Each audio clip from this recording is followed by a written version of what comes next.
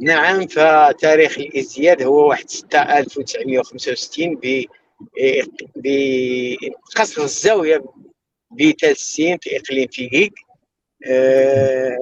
هذا المرحلة الابتدائية قريتها تما، المراحل الأخرى قريتهم في مدينة تافوغات.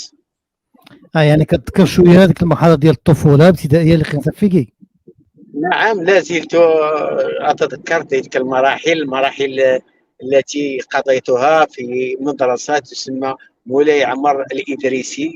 فهذه التسمية هي كناية عن أحد فقهاء الزاوية التي أنتمي إليها، ودرست هناك من القسم الأول إلى الشهادة الابتدائية، حيث تصدرت قائمة الناجحين في الشهاده الابتدائيه سنه 1979. وانذاك كانت الانطلاقه الجيده في كل اطوار السنه الدراسيه، فلم يحصل قط ان حصلت على المرتبه الثانيه، بل دائما الاولى، كان شعاري لن الصدر دون العالمين او القبر. اوكي، مزيان. ومن بعد التحقت فين مشيت دابا الاعدادي؟ اعدادي التحقت بمدينه فيكيك، اييه، حيث درست حيث درست هناك الإعدادي في في إعدادية القاضي عياض، والثانوي التأهيلي بمدينة فيكي دائما في ثانوية مولاي رشيد.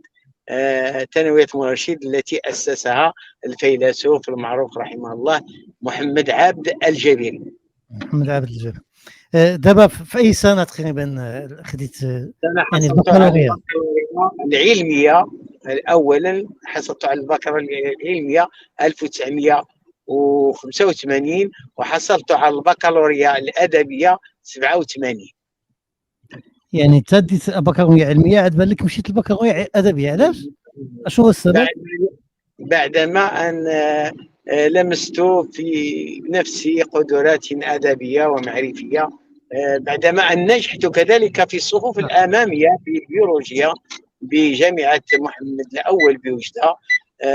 ثم غيرت الاتجاه في بكالوريا حرة، وهي البكالوريا التي خولت لي الدخول إلى الميدان المهني، التدريس، ثم بعد ذلك إلى إطار إعلامي بوزارة التربية الوطنية.